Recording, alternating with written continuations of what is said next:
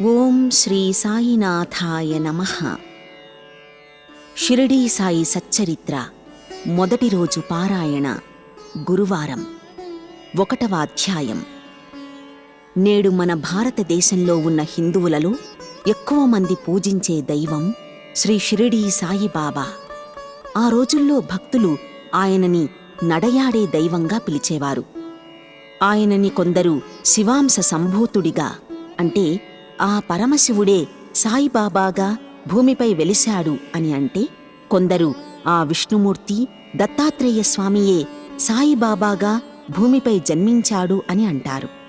సాయిబాబా తన తల్లిదండ్రుల గురించి ఎక్కడా చెప్పలేదు. కాని కొందరు సాయి భక్తులు, యోగులు చెబుతున్న దాన్ని బట్టి బాబాది మహారాష్ట్రలోని పత్రిగ్రామమని, ఆయన తల్లిదండ్రులు గంగా భవాజ్యుడు, దేవగిరియమ్మ అని, ఆ మహాశివుడే సాయిబాబాగా ఈ భూమిపై ఆ దంపతులకు 3వ సంతానంగా జన్మించాడని తెలుస్తోంది. ఆయన పుట్టిన తరువాత బాబా తల్లిదండ్రులిద్దరూ ఆయన్ని పురిటిగుడ్డుగా వదిలేసి మోక్ష సాధనకై వెళ్లిపోయారని చెబుతారు. అడవిలో ఒంటరిగా ఉండి ఏడుస్తున్న ఆ పిల్లవాడిని ఒక ఫకీరు తీసుకెళ్లి పెంచుకుంటాడు. కొన్నాళ్ల తరువాత ఆ ఫకీరు మరణించగా అతని భార్య ఆ కుర్రాడిని తీసుకెళ్లి వెంకూస అనే గురువుకి అప్పగిస్తుంది. అతని సాయిబాబాని పెంచి పెద్ద చేసి విద్యాబుద్ధులు, జ్ఞానాన్ని బోధించారని కొందరు చెబుతున్న దాన్ని బట్టి తెలుస్తోంది. సమర్థ సద్గురువుగా పేరుగాంచిన ఆ సాయిబాబా జీవిత చరిత్రని తెలిపే గ్రంథం శ్రీ సాయి సచ్చరిత్ర గ్రంథం. ఈ గ్రంథాన్ని దేశవ్యాప్తంగా కోట్లాది మంది భక్తులు పారాయణం చేసి ఎంతో మేలు పొందుతున్నారు, కష్టాల నుంచి గట్టెక్కుతున్నారు. అలాంటి ఆ గ్రంథాన్ని కొన్ని మార్పులు చేర్పులతో సప్తాహ పారాయణ రూపంలో మీకు అందిస్తున్నాము. సాధారణంగా షిరిడీ సాయి సచ్చరిత్ర గ్రంథము పారాయణం చేస్తే ఎంతో మేలు జరుగుతుంది. కష్టాలన్నీ తొలగిపోయి కోరికలన్నీ నెరవేరుతాయి. మేము అందించే ఈ పారాయణాన్ని వింటే చాలు, మీ పాపాలు నశించి మీ కష్టాలు, రుణాలు తొలగిపోయి మీ కోరికలు నెరవేరడంతో పాటు మీకు చాలా మంచి జరుగుతుంది. ఈ పారాయణాన్ని వింటూ సాయి సచ్చరిత్ర గ్రంథాన్ని చదువుతూ ఉంటే మీకు మరింత మంచి జరుగుతుంది. కాబట్టి ప్రతి ఒక్కరూ ఈ పారాయణాన్ని శ్రద్ధగా విని సాయిబాబా కృపకి పాత్రులవుతారని ఆశిస్తున్నాము. మీ జీవితంలో మరెన్నో అద్భుతాలను మీరు చవిచూస్తారు. ఒక్క మాటలో చెప్పాలంటే, ఈ పారాయణం వింటే మీ జీవితమే మారిపోతుంది. మీ కష్టాలు, బాధలు, గ్రహదోషాలు, నరదృష్టి, కుటుంబ కలహాలన్నీ తొలగిపోతాయి. మీ పిల్లల చదువులు మెరుగుపడతాయి. అకాల మరణాలు, అనుకోని ప్రమాదాలు, వాహన ప్రమాదాలు, ఆత్మహత్యలు, భార్యాభర్తల కలహాలన్నీ తొలగిపోతాయి. అకాల మృత్యుదోషాలు, అపమృత్యు దోషాలు తొలగిపోతాయి. ఇప్పుడు దైవాంశ సంభూతుడైన ఆ సద్గురు సాయిని తలచుకుని ఆయనకి భక్తితో నమస్కరిస్తూ సాయి చరిత్రకి సంబంధించిన మొదటి రోజు పారాయణాన్ని మొదలు పెడతాం. ముందుగా విఘ్ననాయకుడైన ఆ వినాయకుణ్ణి ప్రార్థిస్తూ, విద్యల తల్లి అయిన ఆ సరస్వతీదేవికి నమస్కరిస్తూ, త్రిమూర్తులైన బ్రహ్మ, విష్ణు, మహేశ్వరులని, సకల దేవతలని స్మరించుకుంటూ షిరిడీ సాయి ద్వారకామాయిలో గోధుమలు విసిరిన సంఘటన గురించి తెలుసుకుందాం. 1910లో ఒకరోజు ఉదయం షిరిడీ సాయిబాబా ద్వారకామాయిగా పిలిచే మసీదులో నేలపై కూర్చొని గోధుమలు విసరడానికని చెప్పి ఒక గోనె సంచిని పరిచి ఒక తిరుగలి తీసుకుని ఆ గోనెపై పెట్టి పక్కనే కొన్ని గోధుమల్ని ఉంచి పిడికెడు గోధుమలు తిరగలిలో వేస్తూ ఆ తిరగల్ని తిప్పుతూ గోధుమల్ని విసురుతున్నారు. అక్కడికొచ్చిన భక్తులందరూ సాయి చేస్తున్న ఆ పనిని చూసి ఆశ్చర్యపడి, ఆయనకి భార్యాబిడ్డలు లేరు, ఆయన భిక్షాటనతో జీవిస్తారు, ఆ గోధుమ పిండిని ఆయన ఏం చేసుకుంటారు, ఎందుకిప్పుడు బాబా ఈ గోధుమ పిండిని విసురుతున్నారు అని ఆ భక్తులు చర్చించుకోసాగారు. అప్పటిదాకా అక్కడే ఉండి సాయినే చూస్తూ ఉన్న 4 స్త్రీలు జనాల్లో నుండి ముందుకు వచ్చి చనువుగా బాబాని పక్కకి నెట్టి, వారే ఆ గోధుమల్ని విసిరి ఆ పిండిని బాబా మనకివ్వడానికే విసురుతున్నాడు అని అనుకుని, విసరడం పూర్తయిన తరువాత ఆ పిండిని 4 భాగాలు చేసి ఆ 4 తమ పైట చెంగులో కట్టుకోసాగారు. అప్పటిదాకా మౌనంగా చిరునవ్వుతో చూస్తున్న బాబా అకస్మాత్తుగా కోపం తెచ్చుకుని ఆ పిండి ఎవర్నడిగి తీసుకెళ్ళిపోవడానికి ప్రయత్నిస్తున్నారు అని కళ్ళెర్ర చేసి మాట్లాడుతూ అంతలోనే శాంతంగా మారి ఆ పిండిని తీసుకెళ్లి ఊరి పొలిమేరల్లో చల్లమని చెప్పగా ఆ స్త్రీలు తాము చేసిన దానికి సిగ్గుపడి బాబా చెప్పినట్టే చేశారు. నిజానికి షిరిడీ గ్రామంలో కలరా వ్యాధి ఉంది. ఆ కలరా వల్ల అప్పటిదాకా చాలామంది చనిపోయారు. అలా ఆ కలరాని ఆ గ్రామం నుండి తరిమివెయ్యడానికే బాబా అలా ఆ మహిళల చేత ఆ పిండిని గ్రామం పొలిమేరల్లో చల్లించారు. ఎప్పుడైతే ఆ పిండిని చల్లారో అప్పటినుంచి షిరిడీలో ఉన్న కలరా వ్యాధి ఆ గ్రామం నుండి బయటకు వెళ్ళిపోయి అందరికీ నయమయ్యింది. ఆ విధంగా దైవాంశ సంభూతుడైన సాయిబాబా కలరా వ్యాధిని వింత చర్యతో పిండి విసిరినట్టు విసిరి దూరంగా పారవేశాడు. ఈ వింత సంఘటనతో మొదటి అధ్యాయం పూర్తయింది. ఓం శ్రీ సాయినాథాయ నమః. శ్రీ సాయినాథాయ నమః. సాయి సచ్చరిత్ర మొదటి రోజు పారాయణం, 2వ అధ్యాయం. ఈ అధ్యాయంలో హేమాడ్ పంత్ని బాబా షిరిడీకి రప్పించుకుని సాయి సచ్చరిత్రని రాసేలా చేసిన సంఘటన గురించి తెలుసుకుందాం. షిరిడీ సాయిబాబా షిరిడీలో ఉన్న కలరాని గోధుమ పిండిని ఊరి బయట చల్లించడం ద్వారా దూరంగా తరిమివేసిన సంఘటన ఆ చుట్టుప్రక్కల ప్రాంతాలకి పాకి బాబా చేసిన అద్భుతం గురించి గొప్పగా చెప్పుకోసాగారు. ఆ వింతలీల హేమాడ్ పంత్కి కూడా తెలిసింది. దాంతో హేమాడ్ పంత్కి ఆ మహానుభావుని జీవిత చరిత్ర రాయాలి అనే కోరిక కలిగింది. కోరికైతే కలిగింది కాని ఆయన భయపడసాగాడు. ఆ భయాన్ని పోగొట్టి తనలో ఆత్మవిశ్వాసం కలిగేలా చెయ్యమని అడగడానికి బాబాని కలవాలని అనుకుంటాడు. తన కోరికని శ్యామా ద్వారా బాబాకి చెప్పించి అనుమతి తీసుకోవాలని భావించి షిరిడీకి వెళ్లాలనుకుంటాడు. కాని అదే సమయంలో అతని స్నేహితుడి కొడుకు జబ్బు పడతాడు. ఆ జబ్బుని అతని గురువు నయం చెయ్యలేకపోతాడు. జబ్బుని నయం చెయ్యలేనట్టే ఆ గురువులు మనకెందుకు అని అనుకుని షిరిడీ ప్రయాణాన్ని మానుకోవాలనుకుంటాడు. కాని బాబా సంకల్పం వేరేగా ఉంది. నానాసాహెబ్ చాందోర్కర్ అనే సాయి భక్తుడు ఈ విషయం తెలుసుకుని హేమాడ్ పంత్ దగ్గరికొచ్చి షిరిడీ ప్రయాణం మానివేసినందుకు కోపగించుకుని తప్పనిసరిగా షిరిడీకి వెళ్లి సాయిని కలవమంటాడు. దాంతో షిరిడీ వెళ్లాలని నిశ్చయించుకుంటాడు హేమాడ్ పంత్. మన్మాడు వెళ్లే రైలుకి వెళ్లడానికి స్టేషన్కి వెళ్లి టికెట్ తీసుకుని రైలెక్కి కూర్చుంటాడు. కొద్దిసేపట్లో బండి బయలుదేరుతుందనగా ఒక మహమ్మదీయుడు అతని దగ్గరికొచ్చి ఎక్కడికి వెళ్తున్నావని అతన్ని అడిగి తెలుసుకుని మన్మాడ్ వెళ్లే రైలు దాదర్లో ఆగదని బోరీ బందర్ స్టేషన్లో దిగమని అతనికి చెప్పి అక్కడ్నుంచి అదృశ్యమవుతాడు. అతను అలా చెప్పకపోతే హేమాడ్ పంత్ షిరిడీ వెళ్లలేకపోయేవాడు. అదృష్టవశాత్తు ఆ మహమ్మదీయుడు చెప్పినట్టుగానే చేసి హేమాడ్ పంత్ షిరిడీ చేరుకుంటాడు. అతను వెళ్లేసరికి కాకాసాహెబ్ దీక్షిత్ అతని కోసం ఎదురుచూస్తూ ఉంటాడు. ఈ సంఘటన 1910లో జరిగింది. స్నానం చేసిన తరువాత హేమాడ్ పంత్ బాబా దగ్గరికి వెళ్లి ఆయనకి పాదనమస్కారం చేస్తాడు. అలా పాదనమస్కారం చెయ్యగానే హేమాడ్ పంత్లో ఉన్న ఆలోచనలు పూర్తిగా మారిపోయాయి. అతనికి సర్వస్వము సాయిబాబాయే అన్నట్లుగా అయిపోయింది. అతనికి ఎవర్ని చూసినా బాబాలాగానే కనిపిస్తున్నారు. అతను షిరిడీ చేరిన మొదటి రోజునే బాలాసాహెబ్తో గురువు యొక్క ఆవశ్యకత గురించి గొప్ప వాగ్వాదం జరిగింది. సర్వాంతర్యామి అయిన బాబాకి ఈ విషయం తెలిసి కాకాను పిలిచి వాడాలో జరిగిన గొడవ గురించి అడిగి ఆ హేమాడ్ పంత్ ఏమంటున్నాడు అని అడగ్గా పక్కనే ఉన్న హేమాడ్ పంత్ ఆశ్చర్యపడతాడు. ఎక్కడో వాడాలో జరిగిన విషయం బాబాకి ఎలా తెలిసింది అనుకుని బాబాని సర్వజ్ఞుడిగా భావించి బాబాకి భక్తుడిగా మారిపోయాడు. నిజానికి హేమాడ్ పంత్ అసలు పేరు అన్నాసాహెబ్ దభోల్కర్. కాని మొదటిసారి బాబా అతన్ని హేమాడ్ పంత్ అని పిలిచారు. అసలు హేమాడ్ పంత్ అనేది హేమాద్రి పంతు అనే పేరుకి రూపాంతరంగా చెప్పవచ్చు. అతను ఆ రోజుల్లో గొప్ప పండితుడు.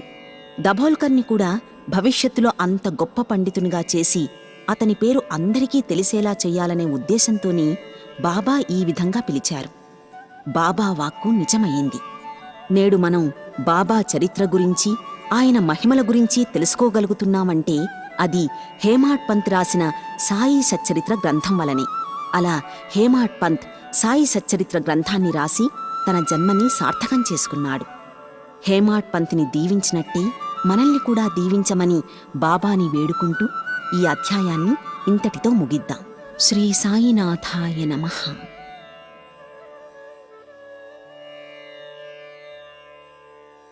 శ్రీ సాయినాథాయ నమః. సాయి సచ్చరిత్ర మొదటి రోజు పారాయణం 3వ అధ్యాయం. బాబా చరిత్రని రాయడానికి హేమాడ్ పంత్ బాబా అనుమతిని కోరగా ఆయన మనస్ఫూర్తిగా ఆశీర్వదించి, ధైర్యంగా ఉంటూ నా మాటలపై విశ్వాసముంచి నా లీలలు రాయి. నా లీలల్ని ఎవరైతే పారాయణ చేస్తారో వారికి మంచి జ్ఞానం వస్తుంది. నా లీలల గురించి తెలుసుకుంటూ ఎవరైతే నన్ను స్మరిస్తూ నాకు భక్తితో నమస్కరిస్తారో వారి మరణాన్ని తప్పిస్తాను, వారి రోగాల్ని నయం చేస్తాను.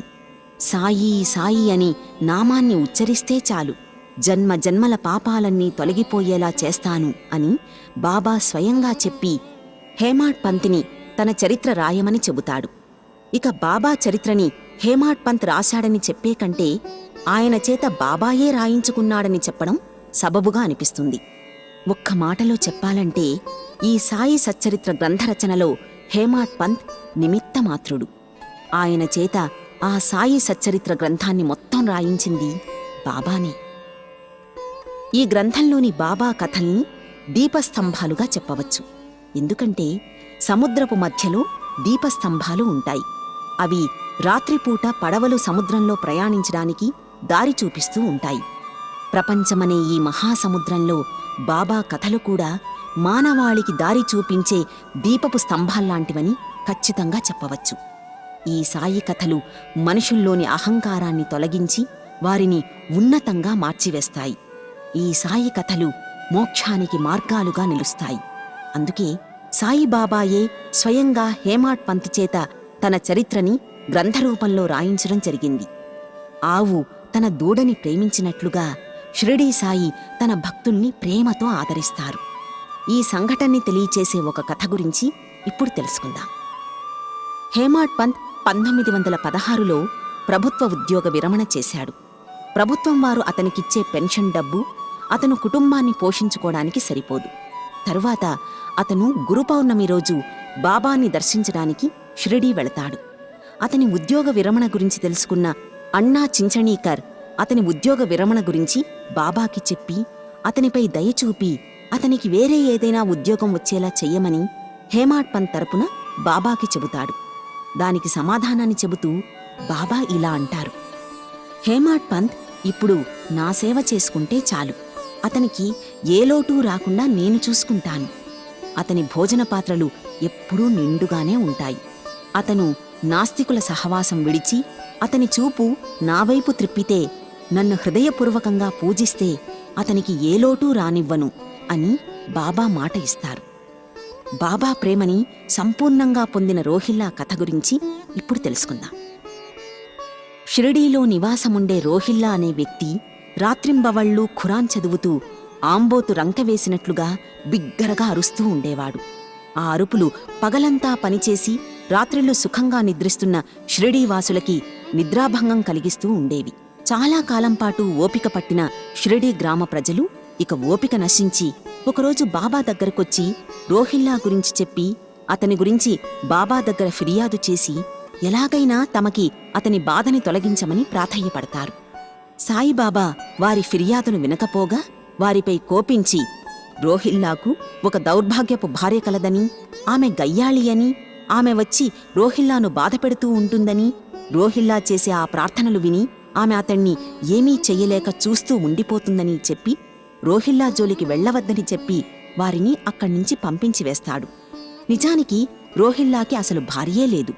అతనికున్న దుర్బుద్ధే అతణ్ణి అలా బాధపెడుతూ ఉందని పరోక్షంగా షిరిడీ ప్రజలకి బాబా చెప్పి పంపించివేస్తాడు. దైవ ప్రార్థనలు చేసేవారంటే ఆయనకి చాలా ఇష్టం. అందుకే రోహిల్లా గురించి విన్నా అతణ్ణి ఏమీ అనొద్దని చెప్పి షిరిడీ ప్రజలకి నచ్చచెప్పి పంపించివేస్తాడు. ఒకరోజు మధ్యాహ్నహారతి సమయంలో బాబా భక్తులనుద్దేశించి మాట్లాడుతూ, మీరు నా భక్తులు కాబట్టి మీరు ఎక్కడ ఉన్నా ఏమి చేస్తున్నా నాకు తెలుస్తుంది. కాబట్టి మీరు జాగ్రత్తగా ప్రవర్తించండి. ఈ జగత్తుని నడిపే సూత్రధారుణ్ణి నేనే, జగన్మాతను నేనే, త్రిమూర్తుల స్వరూపాన్ని నేనే. నన్ను ఎవరైతే మరచిపోతారో వారిని మాయ ఆవహించి వారిని శిక్షిస్తుంది. పురుగులు, చీమలు, సమస్త ప్రాణుల్లోనూ నేనున్నాను.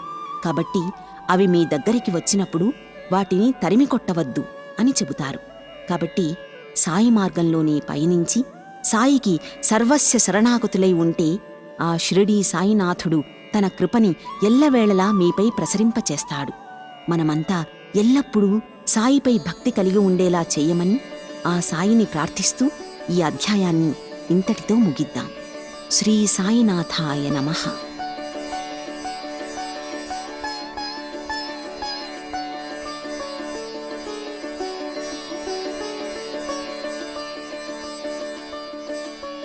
శ్రీ సాయినాథాయ నమః. సాయి సచ్చరిత్ర మొదటి రోజు పారాయణం 4వ అధ్యాయం.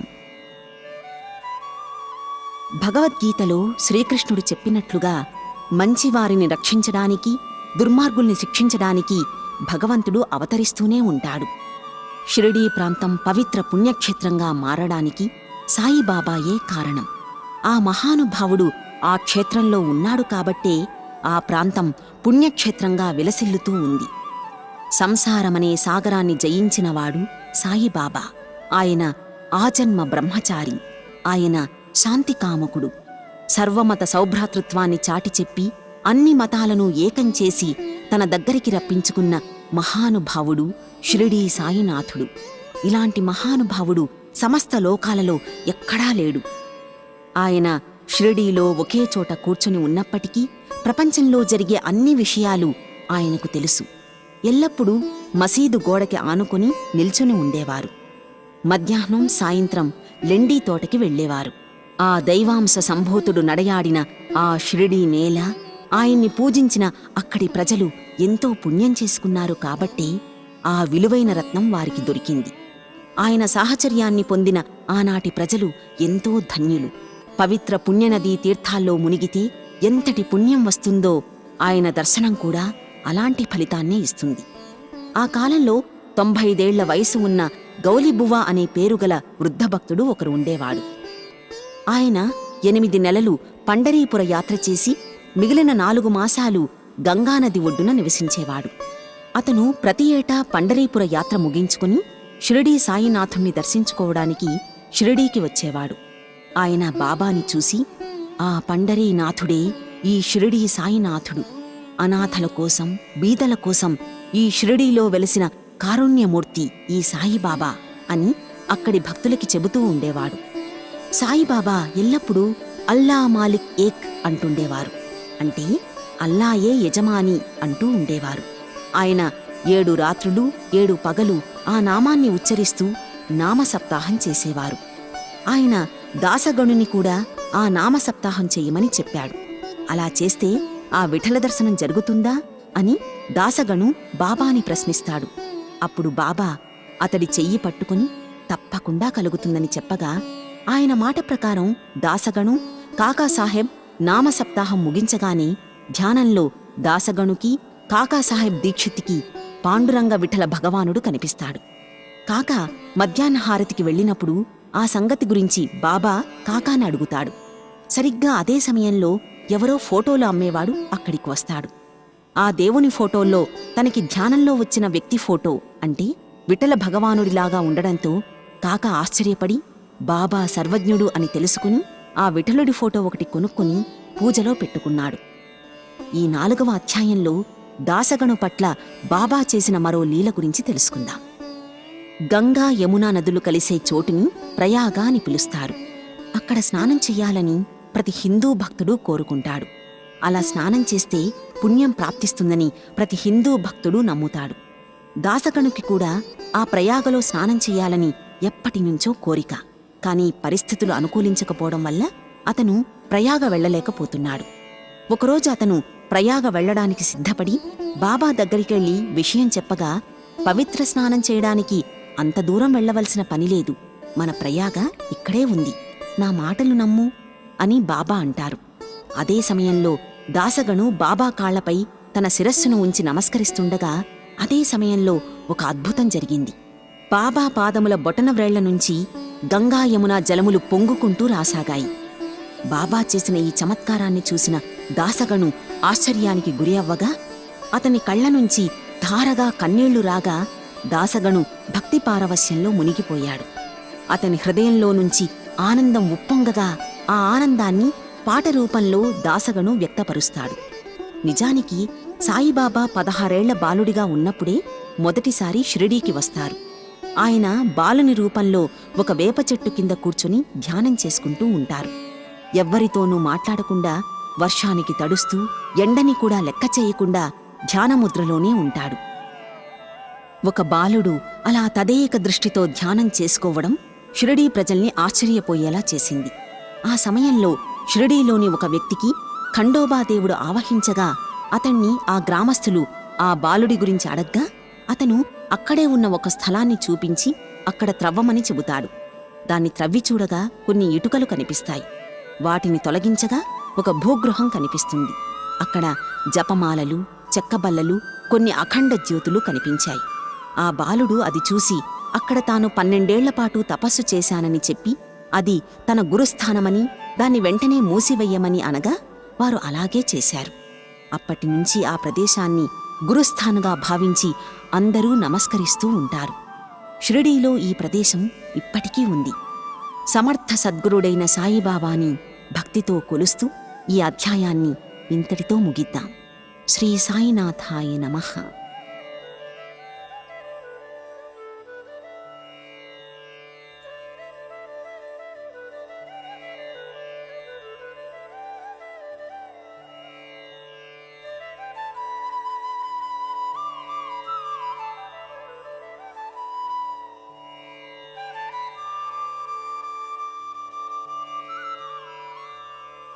శ్రీ సాయినాథాయ నమః.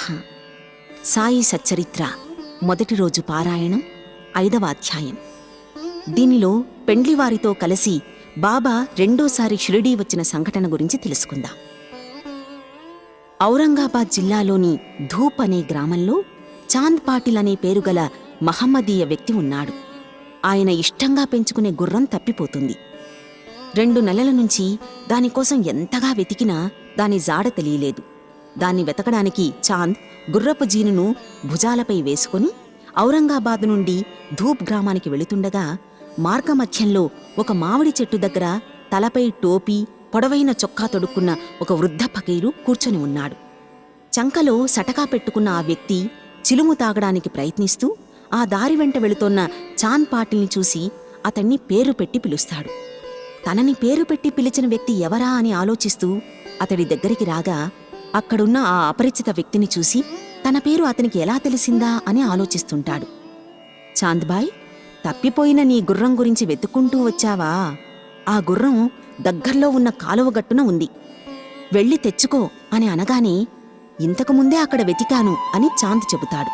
దానికి సమాధానంగా ఆ ఫకీరు, నా మాటలపై విశ్వాసముంటే వెళ్ళు అని అనగానే చాంద్ అలాగే అంటూ చెప్పి ఆ ప్రదేశానికి వెళ్ళగా అతని గుర్రం అక్కడ గడ్డి మేస్తూ కనిపిస్తుంది. దాన్ని చూసి ఆశ్చర్యపోయిన చాంద్ ఆ ఫకీరు సాధారణ వ్యక్తి కాదని, ఇతనిలో ఏదో తెలియని శక్తి ఉందని, ఇతన్ని వదిలిపెట్టకూడదని అనుకుని దాన్ని తీసుకుని తిరిగి ఆ ఫకీరు దగ్గరికి వస్తాడు. సరిగ్గా అదే సమయంలో ఆ ఫకీరు చిలుము వెలిగించడానికి నిప్పు గుడ్డ తడుపుకోవడానికి నీరు కావాలనుకుని తన సటకాను భూమిలో గుచ్చగా భూమిలోంచి ధారగా నీరు పైకి పెళ్ళుబుకి రాగా ఆ నీటితో ఆ గుడ్డను తడిపి చిలుముగొట్టంలో పెడతాడు. ఈసారి మళ్ళీ ఆ సటకాతో నేలపై కొట్టగా దాన్నుంచి నిప్పు వస్తుంది. ఆ నిప్పుతో చిలుము వెలిగించి దాని పొగని కొద్దిగా పీల్చి ఆ చిలుముని చాందిక్కూడా ఇచ్చి పీల్చమంటాడు ఆ ఫకీరు. అదంతా చూసి ఆశ్చర్యపడిన చాంద్ ఇక ఎప్పటికీ ఆ ఫకీరుని వదిలిపెట్టకూడదని అనుకుని అతన్ని తన ఇంటికి రమ్మని పిలుస్తాడు. ఆ వృద్ధ ఫకీరే బాబా. అతను అలా చాంద్తో పాటు అతని ఇంటికి వెళ్ళి కొంతకాలం పాటు అక్కడ ఉండి చాంద్ బావమర్ది పెళ్లి షిరిడీలో జరుగుతుండగా పెళ్లికూతురు ఊరైన షిరిడీ గ్రామానికి పెళ్లివారితో పాటు షిరిడీకి వస్తాడు. ఆ పెళ్లి ఎలాంటి ఆటంకాలు లేకుండా జరగగా ఆ పెళ్లివారు అక్కడ్నుంచి వెళ్ళిపోతారు. బాబా మాత్రం అక్కడే ఉండిపోతాడు. అలా రెండవసారి బాబా చాంద్ బావమర్ది పెళ్లి కోసం వచ్చి అక్కడే ఉండి షిరిడీ సాయిబాబాగా ప్రసిద్ధి చెంది సమాధి చెందే వరకు అక్కడే ఉండిపోయారు. ఆ ఫకీరుకి సాయి అనే పేరు ఎలా వచ్చిందో ఇప్పుడు తెలుసుకుందాం. ఆ పెండ్లివారు షిరిడీ చేరగానే ఖండోబా మందిర పూజారి అయిన మహల్సాపతి పొలంలో ఆ బండ్లని ఆపుతారు.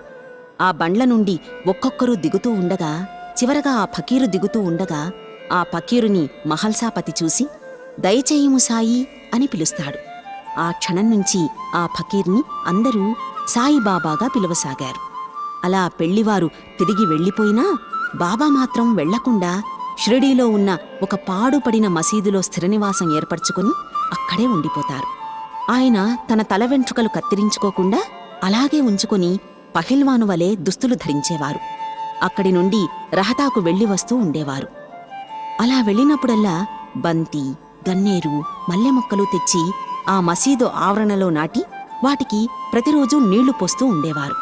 సాయంత్రం మాత్రం ఆ ఖాళీ కుండల్ని మసీదు దగ్గరే బోర్లిస్తూ ఉండేవారు. అలా 3 ఏళ్ల తర్వాత ఆ మొక్కలు బాగా పూలు పూయగా అక్కడ పెద్ద తోటగా మారిపోయింది. ఆ స్థలంలోనే ఇప్పుడు బాబా సమాధి మందిరం ఉంది. దాన్ని దర్శించుకోవడానికి ఇప్పుడు లక్షలాది మంది భక్తులు వస్తున్నారు. అలా స్థిరపడిన ఆ సాయి పిచ్చుక కాలికి దారం కట్టి లాగినట్టుగా భక్తుల్ని ఒక్కొక్కర్ని ఆకర్షిస్తూ అందర్నీ తన దగ్గరికి రప్పించుకుంటూ ఉండేవారు. అలా ఆ షిరిడీ మరియు ఆ చుట్టుప్రక్కల ప్రాంతాలలో సాయికి ఎందరో భక్తులుగా మారిపోయారు. అలాంటి వారిలో ఠాణే గ్రామ నివాసి అయిన బీవీదేవు కూడా ఒకరు. ఆయన బాబాకి గొప్ప భక్తుడు. ఆయన చెప్పిందాని ప్రకారం 1912లో డాక్టర్ రామారావు కొఠారే, భాయి కృష్ణాజీ, సగుణమేర్ నాయక్, జీకే దీక్షితులు కలిసి బాబా గతంలో బాలుడిగా ఉన్నప్పుడు షిరిడీ వచ్చి వేపచెట్టు క్రింద ఉండి ధ్యానం చేసుకున్న దానికి గుర్తుగా ఆ వేపచెట్టు కింద పాదుకల్ని ప్రతిష్ఠించాలని భావిస్తారు.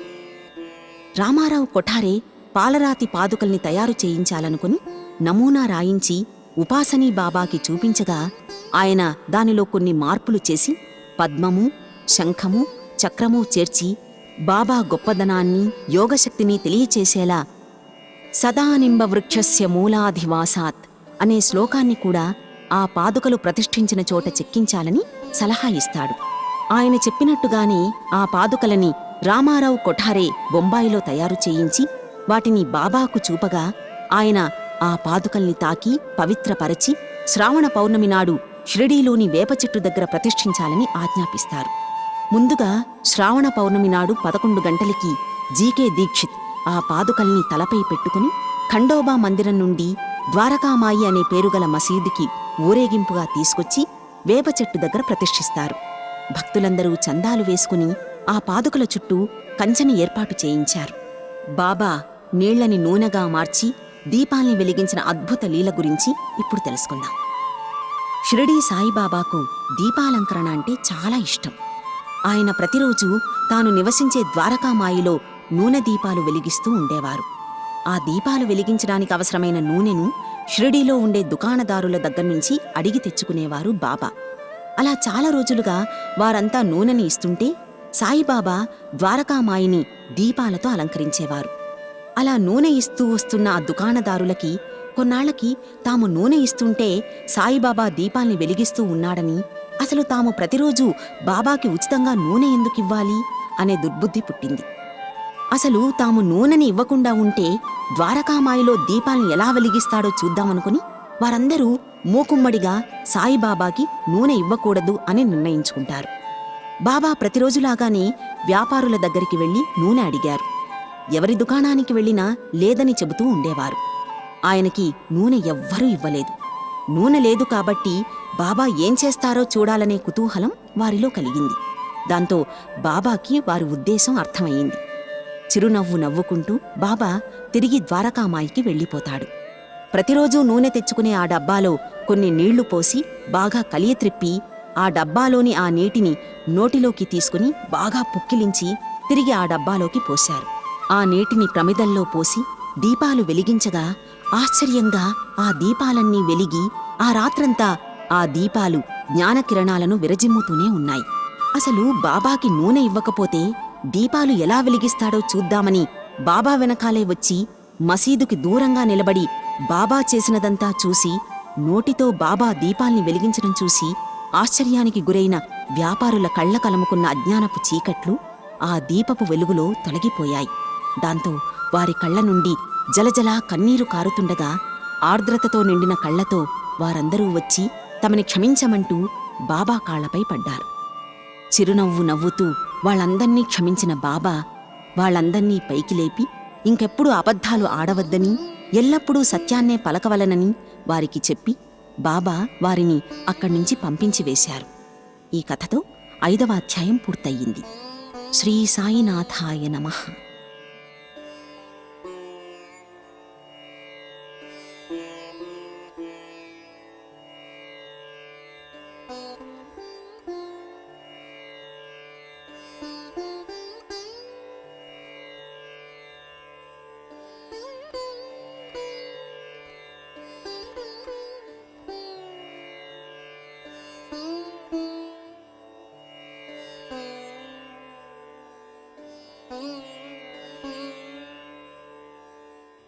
శ్రీ సాయినాథాయ నమః. సాయి సచ్చరిత్ర మొదటి రోజు పారాయణం 6వ అధ్యాయం. బాబా ఉర్సు శ్రీరామనవమి కలిపి జరుపుట గురించి ఇప్పుడు తెలుసుకుందాం. కోపర్గాంలో గోపాలరావు గుండ్ అనే వ్యక్తి సర్కిల్ ఇన్స్పెక్టర్గా పనిచేస్తున్నాడు. అతడు బాబాకు గొప్ప భక్తుడు. అతనికి 3 భార్యలున్నప్పటికీ సంతానం కలగలేదు. సాయిబాబా ఆశీర్వాదం వల్ల అతనికొక కొడుకు పుట్టాడు. దాంతో 1897లో అతనికి షిరిడీలో ఉరుసు ఉత్సవాన్ని నిర్వహించాలనే ఆలోచన కలిగింది. తన ఆలోచనని తాత్యాకోతే పాటీలు, దాదాకోతే పాటీలు, మాధవరావు దేశ్పాండే వంటి సాయి భక్తులకి చెప్పగా వారు కూడా సరే అన్నారు. బాబా ఆశీర్వాదాన్ని, అనుమతిని కూడా తీసుకున్నారు. ఉరుసు ఉత్సవం జరుపుకోవడానికి జిల్లా కలెక్టర్ అనుమతికై దరఖాస్తు పెట్టుకున్నారు. కాని గ్రామకరణం దానికి అభ్యంతరం చెప్పడంతో అనుమతి రాలేదు. కాని బాబా ఆశీర్వదించడం వల్ల మరలా ప్రయత్నించగా వెంటనే అనుమతి వచ్చింది. బాబా సలహాననుసరించి ఉరుసు ఉత్సవాన్ని శ్రీరామనవమి నాడు చేయడానికి నిశ్చయించుకున్నారు. ఈ ఉరుసు ఉత్సవాన్ని శ్రీరామనవమి నాడు జరుపుకొనమనడంలో హిందూ మహమ్మదీయుల సమైక్యతాభావాన్ని పెంపొందించాలని బాబా ఉద్దేశం అయ్యుండొచ్చు. ఉత్సవం జరుపుటకు అనుమతైతే వచ్చింది కాని ఇతర అవాంతరాలు కొన్ని తలెత్తాయి. చిన్న గ్రామమైన ఆ షిరిడీలో నీటి ఎద్దడి అధికంగా ఉండేది. గ్రామమంతటికీ 2 నూతులే ఉన్నాయి. ఒకటి ఎండాకాలంలో ఎండిపోతుండగా రెండవ దానిలోని నీళ్లు ఉప్పగా ఉండేవి. గ్రామస్తులు ఈ సమస్య గురించి బాబాకు చెప్పగా బాబా ఆ ఉప్పునీటి బావిలో పువ్వులు వెయ్యగా ఆశ్చర్యకరమైన రీతిలో ఆ ఉప్పునీరు కాస్త మంచినీళ్లుగా మారిపోయాయి. అక్కడ తాత్కాలికంగా కొన్ని అంగళ్ళు వెలిశాయి. కుస్తీ పోటీల కోసం ఏర్పాట్లు చేశారు. గోపాలరావు గుండుకి దాము అన్నా కాసా అనే పేరుగల ఒక మిత్రుడు ఉన్నాడు. అతను 2 జెండాలని తయారు చేయగా ఆ జెండాలని మసీదుకి 2 మూలలా నిలబెట్టి ఆ ఉరుసు ఉత్సవాన్ని ఘనంగా జరుపుకున్నారు. ఆ తర్వాత నుంచి 1897 నుంచి 1911 వరకు ఆ షిరిడీ గ్రామంలో ఉరుసు ఉత్సవం శ్రీరామనవమి నాడు వైభవంగా జరుపుకోవడం ఆనవాయితీగా మారిపోయింది. ఇప్పటికీ అదే పద్ధతినే అవలంబిస్తున్నారు. గోపాలరావు గుండు ప్రేరణతో పాడుపడిన ఆ మసీదుని బాగు చేయించి ఆ మసీదుని రాళ్లతో తాపడం చేయించారు. అప్పటి నుండి అంటే 1911 నుండి 1918లో బాబా సమాధి చెందే వరకు ఆ మసీదులో బాబా పరుపుపైన కూర్చునేవారు. ఇంతటితో షిరిడీ సాయి చరిత్ర 6వ అధ్యాయం పూర్తయింది. శ్రీ సాయినాథాయ నమః.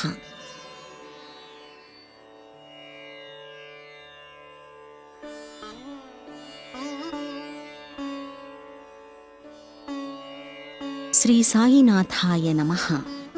సాయి సచ్చరిత్ర మొదటి రోజు పారాయణం 7వ అధ్యాయం. సాయిబాబాని కొంతమంది హిందూ అంటారు, కాని అతని వేషధారణ మాత్రం మహమ్మదీయునిలా ఉంటుంది. కొందరు ఆయన్ని ముస్లిం అంటారు, కాని ఆయన ఆచార వ్యవహారాలు మాత్రం హిందువుల్ని పోలి ఉంటాయి. నిజానికి ఆయన హిందూ ముస్లింలని ఏకం చేసి సర్వమత సౌభ్రాతృత్వాన్ని చాటి చెప్పడానికి భూమిపై పుట్టిన అవతార పురుషుడు. షిరిడీ గ్రామంలో ఉన్న శనైశ్చర, గణపతి, పార్వతీ, శంకర, మారుతి తదితర దేవాలయాలన్నింటినీ తాత్యాపాటీలు ద్వారా బాబా మరమ్మత్తు చేయించాడు. బాబాను దర్శించినంతనే భక్తుల కష్టాలు తీరిపోయేవి. రోగులు ఆరోగ్యవంతులయ్యేవారు. దుర్మార్గులు సన్మార్గులుగా మారిపోయేవారు. కుష్ఠువారు కూడా రోగవిముక్తులయ్యేవారు. అనేక మందికి కోరికలు నెరవేరడమే కాకుండా కుంటివారికి సైతం కాళ్లు వచ్చేవి. బాబా కీర్తి నలుమూలలా వ్యాపించింది. దాంతో అన్ని దేశాల నుండి భక్తులు షిరిడీకి తండోపతండాలుగా వచ్చేవారు. బాబా ఎల్లప్పుడూ ధునికి ఎదురుగా కూర్చొని ఉండేవారు. తొలి దినాలలో బాబా తెల్లటి తలపాగా, శుభ్రమైన ధోవతి, చొక్కా ధరించేవారు. ఆ రోజుల్లో బాబా వైద్యం చేసేవారు. గ్రామాలలో రోగులను పరీక్షించి మందులిస్తూ ఉండేవారు. స్వయంగా వారి చేత్తో ఇచ్చిన మందులు అద్భుతంగా పనిచేసేవి. షిరిడీ చుట్టుపక్కల ప్రాంతాల్లో గొప్ప వైద్యుడిగా బాబా పేరు పొందారు. ఆ రోజుల్లో ఒక భక్తునికి కండ్లు వాచి బాగా ఎర్రబడగా షిరిడీలో అతను వైద్యం చేయించుకోవడానికి వైద్యుడు దొరకలేదు. కొందరతణ్ణి బాబా దగ్గరకు తీసుకుని వెళ్లారు. సాధారణంగా అలాంటి వారికి ఆవుపాలు, కర్పూరంతో వైద్యం చేస్తే ఉపశమనం లభిస్తుంది. కాని ఆ రోగికి బాబా చేసిన చికిత్స చాలా విచిత్రంగా ఉంది. కొన్ని నల్ల జీడిగింజలను తీసుకుని నూరి వాటిని 2 మాత్రలుగా చేసి ఒక్కో కంటిలోనూ ఒక్కో మాత్ర పెట్టి గుడ్డతో కట్టుకట్టారు. మరుసటి రోజు ఆ కట్లను విప్పి నీళ్లను ధారగా పోశారు. దాంతో కండ్లలోని పుసి తగ్గి కంటిపాపలు తెల్లబడి కండ్లు మామూలుగా అయ్యాయి. నల్లజేడి పిక్కలను నూరి కండ్లలో పెట్టినా కూడా సున్నితమైన కండ్లు మండనేలేదు. బాబా అటువంటి చిత్రమైన వైద్యాన్ని ఎందరికో చేసి వారి అనారోగ్యాన్ని దూరంగా తరిమికొట్టి గొప్ప వైద్యుడుగా మంచి పేరు తెచ్చుకున్నారు. బాబా యోగాభ్యాసములు. ధౌతి. బాబాకి ఎన్నో విద్యలు వచ్చు. వాటిలో యోగాభ్యాసములు కూడా ఉన్నాయి. ఆ రోజుల్లో బాబా చేసిన ధౌతి అనే ప్రక్రియ గురించి తెలుసుకుందాం. మసీదుకు కొద్ది దూరంలో ఒక మర్రి చెట్టు ఉండేది. ఆ మర్రి చెట్టు పక్కన బావి ఉంది. ప్రతి 3 రోజులకొకసారి బాబా ఆ మర్రి చెట్టు దగ్గరికి వెళ్లి ముఖప్రక్షాళనం చేసుకుని స్నానం చేస్తూ ఉండేవారు. ఆ సమయంలో బాబా తన పొట్టలోని ప్రేగుల్ని బయటకు కక్కి వాటిని నీటితో శుభ్రపరిచి ప్రక్కనే ఉన్న నేరేడు చెట్టుపై ఆరవేసేవారు. షిరిడీలోని కొందరు కండ్లారా చూసిన సంఘటనలు ఇలాంటివి చాలా ఉన్నాయి. ధౌతి అంటే 3 అంగుళముల వెడల్పు, 22.5 అడుగుల పొడవుగల ఒక గుడ్డను మ్రింగి ఆ గుడ్డని కడుపులో అరగంట వరకు ఉండనిచ్చిన తరువాత బయటికి తీస్తారు. దీనినే ధౌతి అని పిలుస్తారు. కాని బాబా చేసిన ఈ ధౌతి ప్రక్రియ చాలా అసాధారణమైనదిగా చెప్పవచ్చు. ఖండయోగము. ఆ రోజుల్లో అప్పుడప్పుడు బాబా తన శరీర అవయవాలన్నీ వేరుగా చేసి మసీదులోని వేర్వేరు స్థలములలో విడిచిపెట్టేసేవారు. ఒకనాడు ఒక పెద్ద మనిషి మసీదుకు వెళ్లి అక్కడున్న బాబా అవయవాల్ని చూసి భయకంపితుడై బాబాను ఎవరో ఖూనీ చేశారనుకున్నాడు. ఏడ్చుకుంటూ భయంగా గ్రామ మునసబు దగ్గరికి వెళ్లి ఆ విషయం చెప్పి అతనికి ఫిర్యాదు చేయాలనుకుంటాడు. కాని మొట్టమొదట ఫిర్యాదు చేసిన వానికి ఆ విషయం గురించి ముందే తెలిసి ఉంటుందని, తననే అనుమానిస్తారేమోనని భయపడి వెనక్కి వచ్చేస్తాడు. మరుసటి రోజు ఆ వ్యక్తి మసీదుకు వెళ్లగా బాబా ఎప్పటిలాగానే హాయిగా మసీదులో కూర్చుని ఉండడం చూసి ఆశ్చర్యపోతాడు. ముందు రోజు తాను చూసినది కలో నిజమో అర్థం కాక అయోమయానికి గురి అవుతాడు. 1910లో దీపావళి పండగ ముందు రోజున బాబా ధుని వద్ద కూర్చుని చలి కాచుకుంటూ ధునిలో కట్టెలు వేస్తూ ఉన్నాడు. ధుని బాగా మండుతూ ఉంది. కొంతసేపటి తరువాత ఉన్నట్టుండి హఠాత్తుగా బాబా కట్టెలకు బదులుగా తన చేతిని ధునిలో పెట్టి అలా ఉండిపోయారు. ఆ మంటలకు చేయి కాలిపోతున్నా తనేమీ పట్టించుకోలేదు. మాధవుడనే నౌకరు మాధవరావు దేశ్పాండే ఇదంతా చూసి వెంటనే బాబా నడుమును పట్టుకుని బలంగా వెనకకు లాగుతారు. తర్వాత బాబా ఇలా ఎందుకు చేశారు అని వాళ్ళిద్దరూ అడగ్గా బాబా స్పృహలోకి వచ్చి, ఇక్కడికి చాలా దూరంలో ఒక కమ్మరి స్త్రీ తన బిడ్డను ఒడిలో పెట్టుకుని కొలిమిని ఊదుతూ ఉంది. ఇంతలో ఆమె తన భర్త పిలవగా తన ఒడిలో బిడ్డ ఉన్న సంగతి మర్చిపోయి పైకి లేవగా ఒడిలో ఉన్న బిడ్డ మండుతున్న ఆ కొలిమిలో పడ్డాడు. వెంటనే నా చేతిని కొలిమిలోనికి దూర్చి ఆ బిడ్డను రక్షించాను. నా చేయి కాలితే కాలింది, కాని ఆ బిడ్డని మాత్రం రక్షించగలిగాను అంటూ ఆనందాన్ని వ్యక్తం చేశారు. నిజానికి కొలిమిలో ఎక్కడో బిడ్డ పడితే ఇక్కడ షిరిడీలో ఉన్న బాబా చెయ్యి పెట్టి రక్షించడం ఎంత అద్భుతమో కదా. నిజంగా ఆయన లీలలు చాలా విచిత్రంగా ఉండి ఎవ్వరికీ అంతుపట్టేవి కావు. బాబా చెయ్యి కాలిందన్న సంగతి మాధవరావు దేశ్పాండే ద్వారా తెలుసుకున్న నానాసాహెబ్ చాందోర్కర్ వెంటనే బొంబాయి నుండి డాక్టర్ పరమానంద్ అనే గొప్ప వైద్యుణ్ణి తీసుకుని షిరిడీకి వస్తాడు. చికిత్స చేయడానికి డాక్టర్ బాబాని చెయ్యి ఇవ్వమనగా బాబా వైద్యం చేసుకోవడానికి నిరాకరిస్తారు. దాంతో ఆ డాక్టర్ తిరిగి వెనక్కి వెళ్ళిపోతాడు. ఆ చెయ్యికి భాగోజీ షిండే అనే పేరుగల కుష్ఠరోగి దానికి నెయ్యి రాసి ఏదో ఆకువేసి ఆ చేతికి కట్టుకడుతూ ఉండేవాడు. కొన్ని రోజుల తర్వాత ఆ గాయం మానిపోయింది. భక్తులందరూ సంతోషించారు. ప్రతిరోజు ఉదయం భాగోజీ పట్టీలను విప్పి బాబా చేతిని నేతితో తోమి తిరిగి కట్లను కడుతూ ఉండేవాడు. బాబా మహాసమాధి చెందే వరకు ఆ భాగోజీ అలాగే కట్లు కడుతూ ఉండేవాడు. నిజానికి సిద్ధపురుషుడైన బాబాకి ఇదంతా అవసరం లేనప్పటికీ తన భక్తుడైన భాగోజీపై అతనికి ఉండే ప్రేమతో ఇదంతా చేయించుకుంటూ ఉండేవారు. ఖాపాడే కుమారుని ప్లేగు వ్యాధి. బాబా విచిత్రలీలల్లో ఇది కూడా ఒకటి. అమరావతి నివాసి అయిన దాదాసాహెబ్ ఖాపాడే భార్య తన చిన్న కొడుకుతో కలిసి షిరిడీలో కొన్ని రోజులు ఉంది. ఒకనాడు ఖాపాడే కుమారునికి తీవ్రంగా జ్వరం వచ్చింది. అది ప్లేగు జ్వరం కింద మారింది. అతని తల్లి చాలా భయపడిపోయి షిరిడీ విడిచి అమరావతికి వెళ్లి అతనికి వైద్యం చేయించాలనుకుంటుంది. సాయంకాలం బాబా బూటీవాడ దగ్గరికి వచ్చేటప్పుడు వారి అనుమతి తీసుకుని కన్నీరు పెట్టుకుంటూ తన చిన్న కొడుకు ప్లేగుతో బాధపడుతున్నాడని బాబాకు చెప్పింది. బాబా ఆమెతో దయతో మాట్లాడుతూ, ప్రస్తుతం ఆకాశం మబ్బుపట్టి ఉంది. కొద్దిసేపటిలో మబ్బులన్నీ చెదిరిపోయి ఆకాశం నిర్మలంగా మారుతుంది అంటూ బాబా కఫ్నీని పైకెత్తి చంకలో కోడిగ్రుడ్లంత పరిమాణం గల 4 ప్లేగు పొక్కులను చూపిస్తూ, నా భక్తుల కొరకు నేను ఏ విధంగా బాధపడతానో చూడండి, వారి కష్టాలన్నీ నావే అంటారు.